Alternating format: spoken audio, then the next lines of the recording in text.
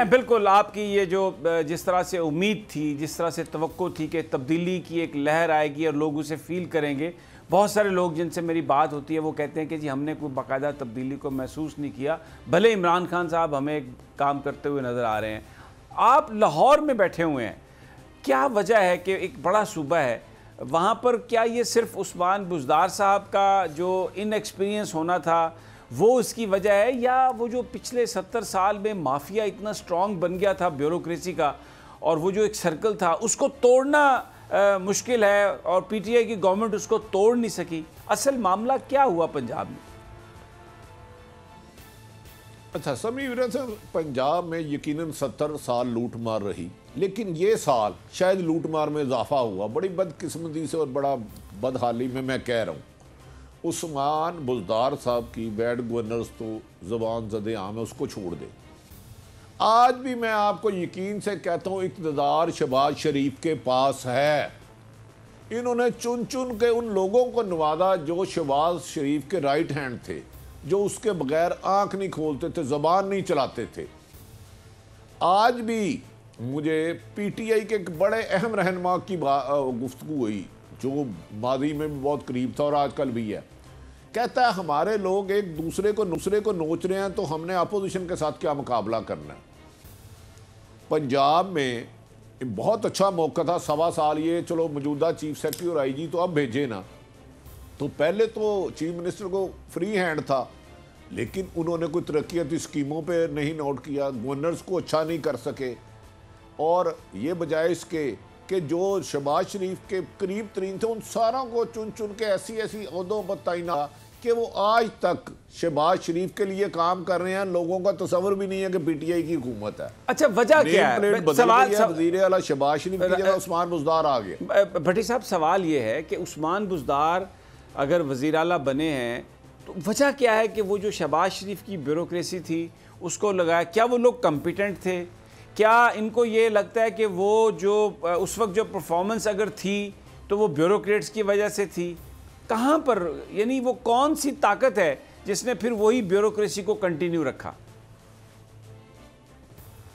देखें समी साहब, आपको कोई अदारे का हेड बनाया जाता है तो आप सबसे पहले एक लोग देखते हैं कि कॉम्पिटेंसी किसकी है, लॉयल्टी किससे है। शहबाज शरीफ के 4-5-10 लोग करीब थे, हर बंदा नहीं था।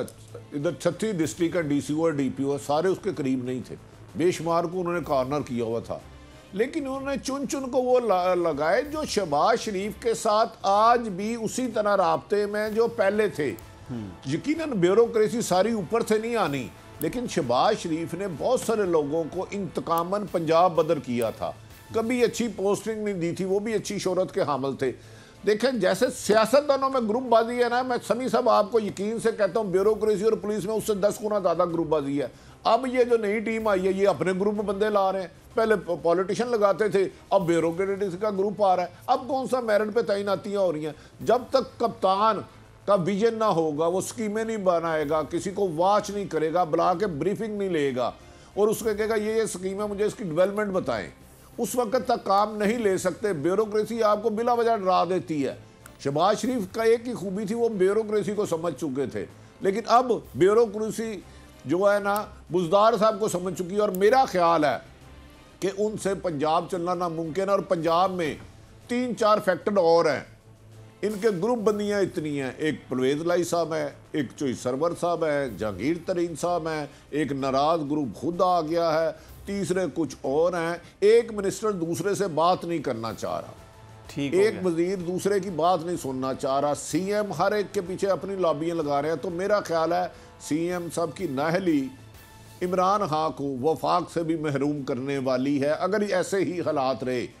अच्छा आपके देखा होगा कि वफाकी वजीर अब इन पर तनकीद कर रहे हैं। ठीक हो गया। अच्छा मुझे ये बताइए कि ये जो एक ग्रुप बना है इस वक्त, ज़रा करंट सिचुएशन पे आ जाते हैं, जो कह रहा है कि जी उस्मान बुज़दार साहब हमें डेवलपमेंट फ़ंड्स दें और हमें जो तैनाती और तरक्कियों और पोस्टिंग ट्रांसफ़र्स में हमें हिस्सा मिलना चाहिए।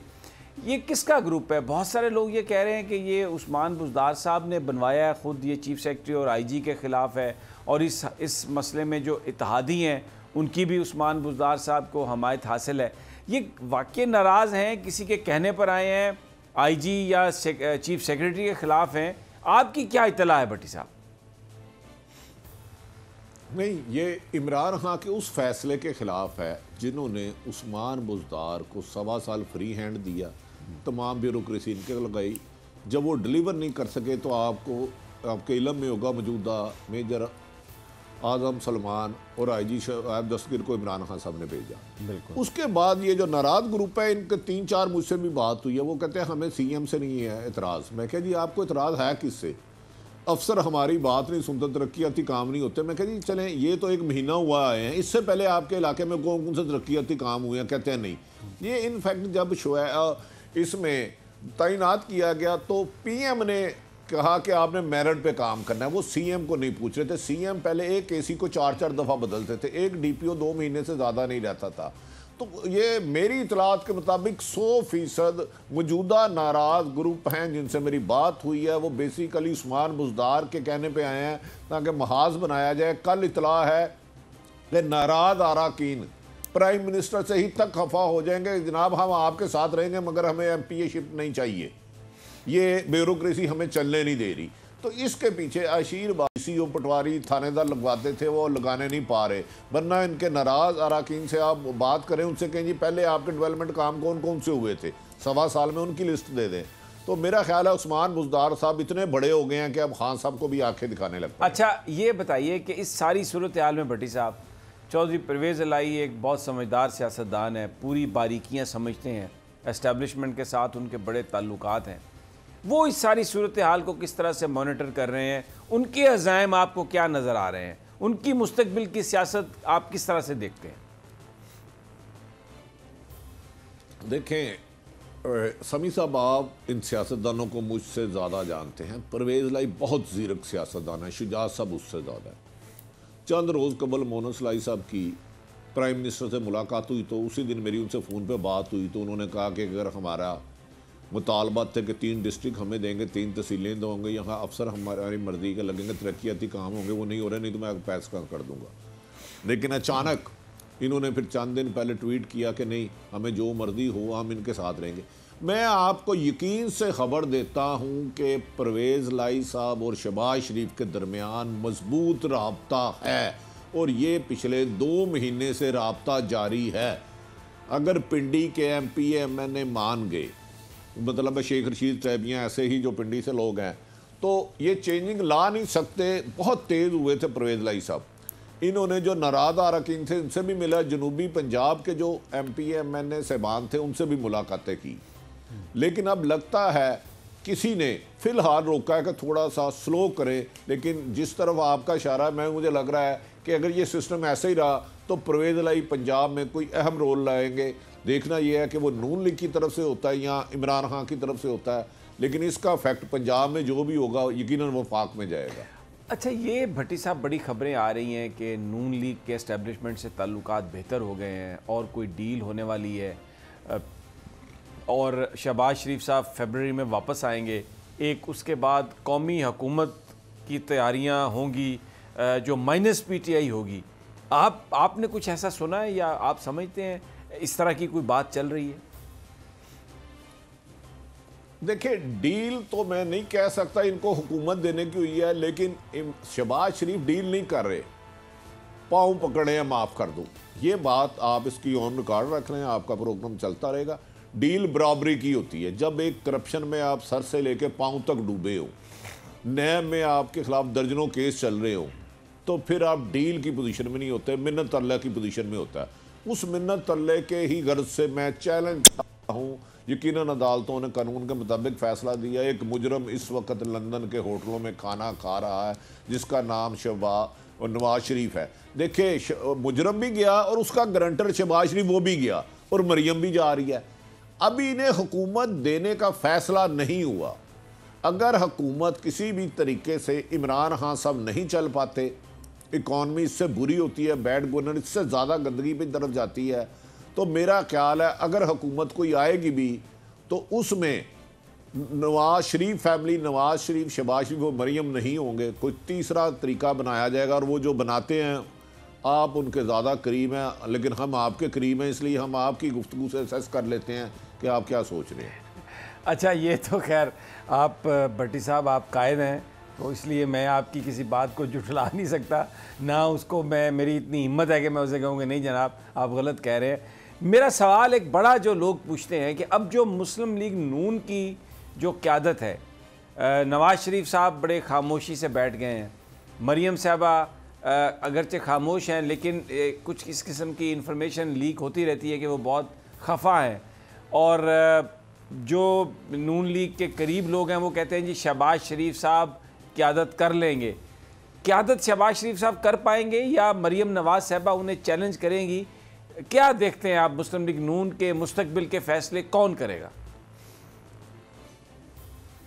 देखें, शहबाज शरीफ करीब होने की हर मुमकिन कोशिश कर रहे हैं, उसके लिए ही मरीम का ट्विटर खामोश है। आप परवेज़ मुशर्रफ की सज़ा का केस देख ले, नून लीग की किसी एक क़यादत अपील में गई उसके खिलाफ? कोई एक बताएं, कोई बयान दिया? इवन के मोहतरम शहबाज शरीफ और नवाज शरीफ साहब ने बयान नहीं दिया, उस पर बयान नहीं दिया।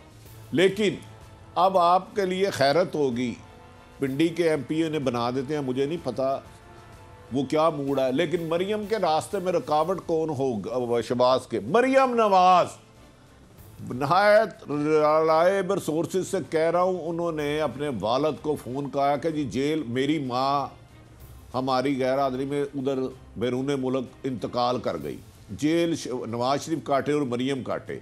तो ये कैसे हो सकता है कि इक़्तिदार हम सारी पार्टी शहबाज शरीफ के सुपुर्द कर दें?